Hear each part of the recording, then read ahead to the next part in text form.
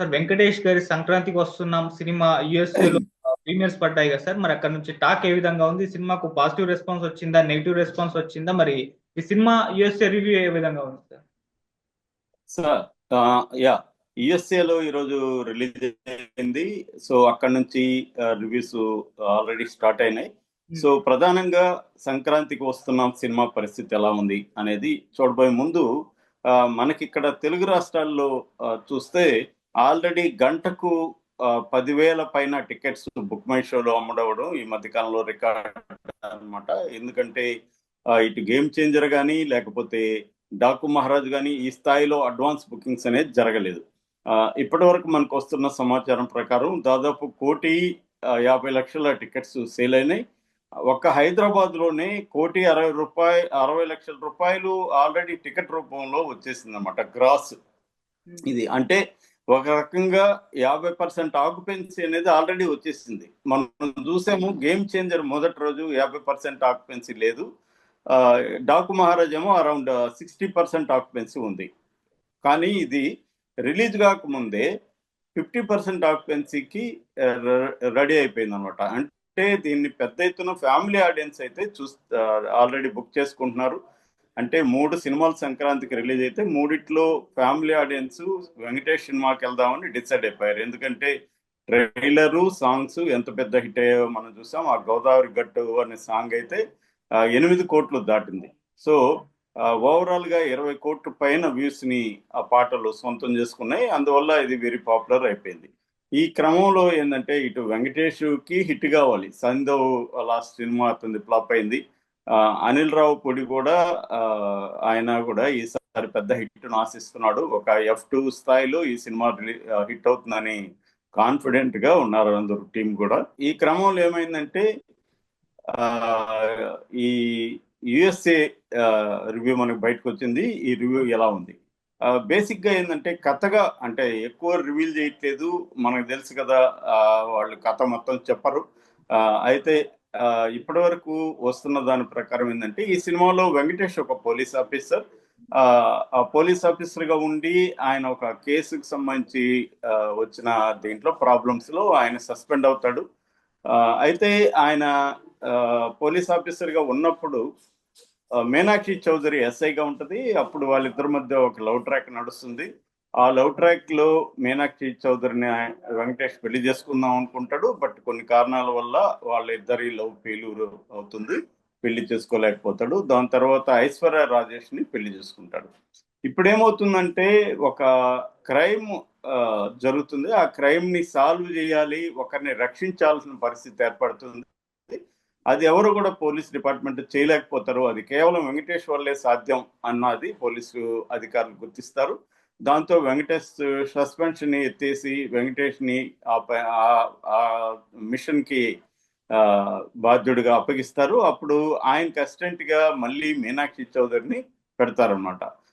ఇప్పుడు ఆల్రెడీ మీనాక్షి చౌదరికి ఇతనికి మధ్య ఏదో ఉందని గ్రహించిన ఐశ్వర్య రాజేష్ క్యారెక్టర్ ఏంటంటే అమ్మాయి పేరు భాగ్యం. సో ఈ భాగ్యం ఏం చేస్తుందంటే నేను కూడా వస్తాను మీతో పాటు అంటుంది. అంటే ఇది ఒక జర్నీ అనమాట, క్రైమ్ జర్నీ. వీళ్ళు వెళ్ళి దాన్ని సాల్వ్ చేయాలి, నేను కూడా వస్తానంటుంది. ఇంకా విధిలేక వెంకటేష్ భార్యను కూడా వెంట పెట్టుకుని వెళ్తాడు.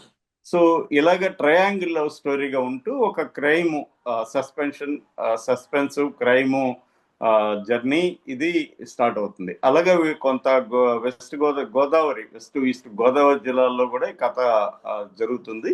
సో అలాగా రాను రాను మనకు ప్లాట్ థికెన్స్ అని చెప్తుంటారు. అలాగా ప్లాట్ థిక్ అవుతూ వెళ్తుంది. అంటే క్రైమ్ సంబంధించి ఏదో సింపుల్ గా సాల్వ్ చేయొచ్చు అనుకున్నది కాంప్లెక్స్ అయిపోతుంది. సో ఒక పక్క క్రైమ్ జర్నీ నడుస్తూ ఉంటుంది, ఒక పక్క వీళ్ళ ముగ్గురి మధ్య ట్రయాంగిల్ రొమాంటిక్ కామెడీ ట్రాక్ అనేది నడుస్తూ ఉంటది అనమాట. ఇది బేసిక్ గా థీము. దీంట్లో కామెడీ ప్రధానంగా వీళ్ళిద్దరు ముగ్గురు మధ్య వచ్చే సన్నివేశాలు, భార్యకు ఉండే భాగ్యం క్యారెక్టర్కి ఉండే ఒక జలసీ కావచ్చు, ఫియర్ ఆఫ్ లూజింగ్ హస్బెండ్ కావచ్చు, కోపం కావచ్చు, ఇలాంటివి ఉంటాయి. ఆ అమ్మాయికి ఏమో పాత ఫైర్ ఏదైతే వాళ్ళిద్దరి మధ్య ఉంటుందో అది మళ్ళీ రీకిండిల్ అవుతుందా అన్న ఒక ఇది ఇలాంటి దీంతో ఉంటది. అంటే first time Venkatesh loud performance F2లో లాగా లౌడ్ గా ఉండదు ఇది. సటిల్ గా చేశాడు వెంకటేష్. పర్ఫార్మెన్స్ కూడా చాలా ఇంట్రెస్టింగ్ గా, అంటే మామూలుగా ఒట్టి కామెడీ మీద నడపకుండా ఒక సస్పెన్స్, ఒక అంటే కొత్త జాన్రా కామెడీ, ఇట్లా సస్పెన్స్, ఒక ఫ్యామిలీ డ్రామా, ఇవన్నీ మిక్స్ చేసిన అనిల్ రావుపూడి స్క్రిప్ట్ చాలా బాగుందని చెప్తున్నారు. సెకండ్ హాఫ్ లో మాత్రం కొద్దిగా అక్కడక్కడ ల్యాగ్ ఉంది, కానీ ఓవరాల్ గా మాత్రం సినిమా అంతా హాయిగా ఫ్యామిలీ అంతా నవ్వుకుంటారు. క్లీన్ కామెడీ ఉంది, ఎక్కడ డబుల్ మీనింగ్ డైలాగ్స్ కానీ అనవసరమైన యాక్షన్ సీక్వెన్సెస్ కానీ. ఈ మధ్య కాలంలో మనం చూస్తున్నాం లౌడ్ మ్యూజిక్. ఇప్పుడు డాకు మహారాజ్ మీద కూడా అదే కంప్లైంట్ ఉంది. ఫ్యామిలీ ఆడియన్స్ కి అయితే భరించలేకపోతున్నాం సార్, ఆ మ్యూజిక్ ఏంది, ఆ లౌడ్ ఏంది అంటున్నారు. అది మాస్ ఆడియన్స్ ఎంజాయ్ చేస్తారు కానీ ఫ్యామిలీ ఆడియన్స్, పిల్లలు సరదాగా ఫ్యామిలీ అంతా వెళ్ళినప్పుడు ఒక ప్లెజెంట్ గా సంక్రాంతిని ఎంజాయ్ చేద్దాం అనుకుంటే ఈ లౌడ్ మ్యూజిక్స్ ఏం సార్ అని అంటున్నారు. సో అలాంటిది ఈ సినిమాకి ఏంటంటే బీమ్స్ ఇచ్చిన మ్యూజిక్ ఏదైతే ఉందో అది చాలా ప్లెజెంట్ గా ఉంటది. సస్పెన్స్ అవి ఉన్న చోట కూడా లౌడ్ గా లేకుండానే సెటిల్ గా ఉంటుంది మ్యూజిక్. మంచి రోల్ ప్లే చేసింది. ఇంకా పాటలు మనం బీమ్స్ ఎలాంటి మ్యూజిక్ ఇచ్చాడో మనం చూసాం ఆల్రెడీ. సో అందువల్ల యునానిమస్ గా యుఎస్ఏ నుంచి వస్తున్న రివ్యూలు ఏం చెప్తున్నాయంటే ఈ సినిమా సంక్రాంతి విన్నర్ క్లియర్ గా, ఇది ఖచ్చితంగా హిట్ అవుతుంది. వెంకటేష్ కెరీర్ లో మరొక సంక్రాంతి హిట్ పడినట్టే అని చెప్తున్నారు. అది బేసిక్ గా యుఎస్ఏ రివ్యూలో. ఇక పర్ఫార్మెన్స్ విషయానికి వస్తే వెంకటేష్ ఒక డిఫరెంట్ స్టైల్. ఎందుకంటే మనకి వెంకటేష్ ది ఒక మొనాటనస్ గా ఉండదు. మామూలుగా స్టార్ హీరోలకు ఉండే ప్రాబ్లం ఏంటంటే వాళ్ళు ఎక్కువగా యాక్షన్ సీక్వెన్సులు చేయాల్సిన పరిస్థితి, డైలాగులు ఎక్కువ చెప్పడం, నేను ఎంత గొప్పోడో చెప్పుకోవడం, ఇలాంటివి ఎక్కువ ఉంటాయి. కానీ వెంకటేష్ ఒక జానరాలో ఇమిడే వ్యక్తి కాదు. అతను డిఫరెంట్ సినిమాలు ట్రై చేయడానికి వెంకటేష్కి ఇష్టం ఉంది. మనం చూసాము రానా నాయుడు లాంటి వెబ్ సిరీస్ లో, పరమ భూతు వెబ్ సిరీస్ అనే దాంట్లో కూడా వెంకటేష్ ఒక డిఫరెంట్ రోల్ చేశాడు. ఎందుకంటే వెంకటేష్ కి ఒక ఛాలెంజింగ్ రోల్స్ చేయడం ఎప్పుడు ఇష్టం. అట్లాగే సురేష్ బాబు కానీ రానా కానీ ఒక డిఫరెంట్ తెలుగు సినిమాల్లో డిఫరెంట్ సినిమాలు వస్తే వాళ్ళు ప్రమోట్ చేస్తారు, ఆ కాంపౌండర్ అలాగా ఉంటారు. అలాగా ఈ సినిమా కూడా ఒక డిఫరెంట్ జాన్రా, ఈ కొత్తగా ఉంది స్క్రిప్ట్. అనిల్ రావిపూడి కూడా ఫస్ట్ కామెడీ యాక్షన్ సినిమాలు ఇలాగా రంగంలోకి వచ్చిన తర్వాత అతను కూడా డిఫరెంట్ జాన్రాస్ ట్రై చేయాలనే తపన ఉన్న వ్యక్తి. అలాగా ఈ దీంట్లో అంటే కమర్షియల్ ఎలిమెంట్స్ ఉంటూనే కమర్షియల్ సినిమాలోనే ఒక డిఫరెంట్ సినిమా. చాలా మంది మలయాళ సినిమాలను చూసి అలాగా మనం ఎందుకు రావట్లేదు అంటున్నారు. అలాంటి వాళ్ళకి కూడా ఈ సినిమా సమాధానం.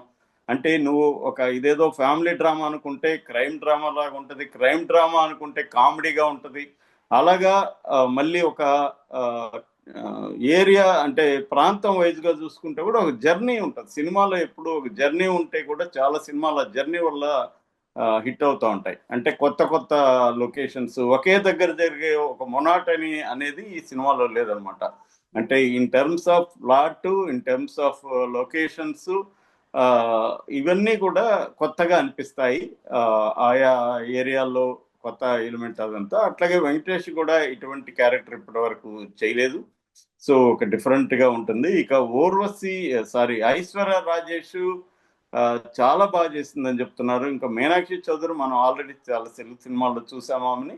సో మీనాక్షి చౌదరి ఏమో మోడర్న్ గా ఉంటూ స్టైలిష్ గా ఉంటూ, వెంకటేష్ అంటే ఒక ఇష్టం ఉంటూ, కానీ పెళ్లి అయిపోయింది కాబట్టి కొంత దూరం ఉండాలని, కానీ at the same time Venkatesh మీద ఇష్టాన్ని దాచుకోలేని ఒక పరిస్థితి. ఇటు ఐశ్వర్య రాజేష్ కుమో తన భర్త ఎక్కడ లూజ్ అవుతాడో, తనను వదిలేస్తాడా ఏంటి, ఎందుకంటే ఆ అమ్మాయి స్టైల్ గా ఉంది, తనేమో ఒక సోకాల్డ్ సంసార పక్షంగా ఫ్యామిలీ టైప్ ఉంటది, ఒక అమాయకత్వం ఉంటది, అట్లాగే ఒక గడుసుదనం ఉంటది. ఇలాంటి క్యారెక్టర్ ని ఆమె చాలా బాగా చేస్తుంది. సో పెర్ఫార్మెన్సెస్ అల్టిమేట్ గా ఉన్నాయనేది మనకి యుఎస్ రివ్యూలో వస్తున్నది. ఇక బ్యాక్గ్రౌండ్ స్కోర్ కానీ కెమెరా వర్క్ కానీ, ఎందుకంటే ఇది డిఫరెంట్ లొకేషన్స్, క్రైమ్ ఉంటుంది. మామూలుగా మనం ఇట్లాంటిది వంశీ సినిమాల్లో చూస్తుంటాం. అందమైన లొకేషన్స్ లో క్రైమ్ ని సెట్ చేయడం అనేది వంశీకి బాగా కొట్టొచ్చిన ఇదనమాట, కనిపించే అంశం అనమాట. ఎప్పుడు కూడా ఇలాంటి థీమ్స్ అంటే బ్యూటిఫుల్ లొకేషన్స్, అక్కడ ఒక క్రైమ్, అక్కడ ఒక ఫ్యామిలీ డ్రామా, అక్కడ కొంత కామెడీ, ఇలాంటి అన్ని విన్నింగ్ ఎలిమెంట్స్ ని పక్కాగా అమర్చి తీశాడు డైరెక్టర్.